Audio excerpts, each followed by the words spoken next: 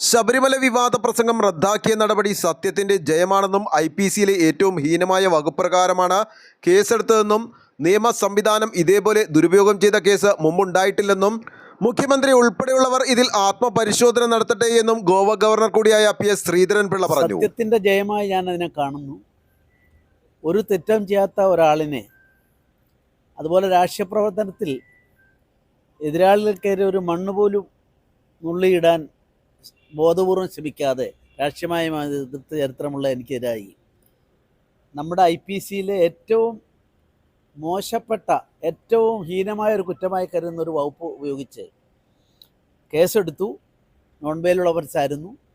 ഞാൻ ഒരിക്കലും മുൻകൂർ ജാമ്യത്തിന് പോയിട്ടില്ല ചെയ്യുന്നതായിട്ട്. ഇത് ഇന്ത്യയിലെ ഈ പോലീസ് സംവിധാനവും പ്രോസിക്യൂഷൻ സംവിധാനവും ഭരണഘടനാ സംവിധാനവും കാറ്റിൽ പറത്തിക്കൊണ്ട് ഇങ്ങനെ നിയമത്തെ ദുരുപയോഗം ചെയ്ത മറ്റൊരു സംഭവം ആർക്കും ചൂണ്ടിക്കാട്ടാനുണ്ടാവില്ല.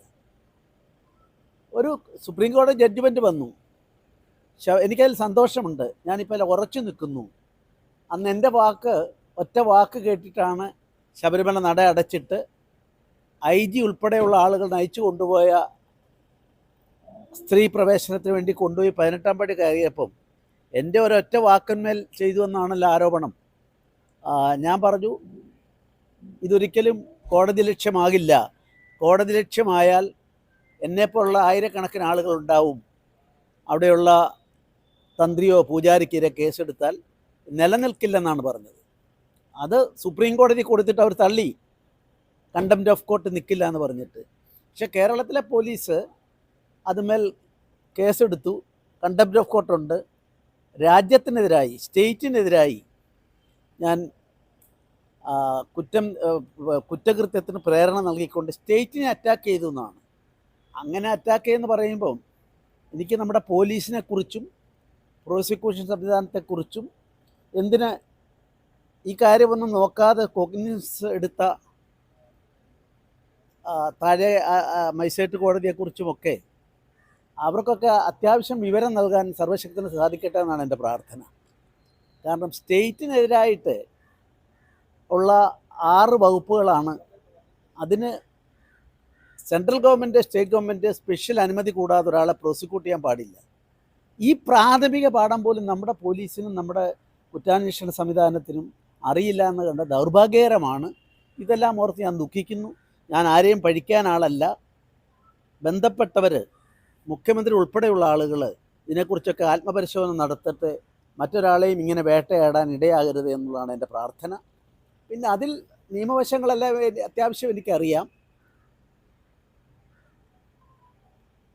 പ്രോസിക്യൂഷൻ ദുരുപയോഗം ചെയ്താൽ എന്ത് ചെയ്യണം എന്നുള്ളത് നിയമം നിസ്സഹായമല്ല. ഞാൻ അതിനെപ്പറ്റി ഒന്നും ഇപ്പോൾ പറയുന്നില്ല. ഏതായാലും വിശദമായി ഒന്ന് പഠിക്കട്ടെ. ഇവർക്കെല്ലാം സൽബുദ്ധി ഉണ്ടാവട്ടെ. അന്ന് ഈ കേസെടുപ്പിച്ച ആളുകൾ, ഇത് കോൺഗ്രസിൻ്റെ ഒരു പ്രമുഖ നേതാവാണ് ഈ കേസ് കൊടുത്ത ആൾ. അയാൾ വീക്ഷണത്തിൻ്റെ കോഴിക്കോട്ടെ പ്രതിനിധിയാണ്, ബ്യൂറോ ചീഫായിരുന്നു.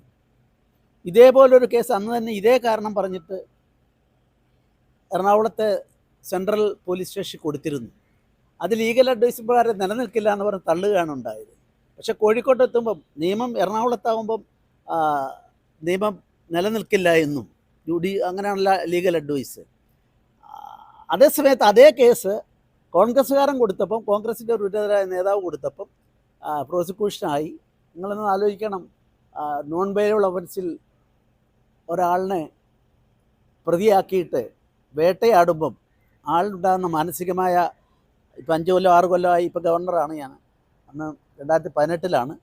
ഇതൊക്കെ ആവർത്തിക്കാതിരിക്കാൻ വേണ്ട മുൻകരുതലെടുക്കാൻ നമ്മുടെ കേരളത്തിലെ എല്ലാ രാഷ്ട്രീയ പാർട്ടികളും ഇതിനെപ്പറ്റി ആത്മപരിശോധന നടത്തട്ടെന്നാണ് എൻ്റെ പ്രാർത്ഥന. News desk Aluva.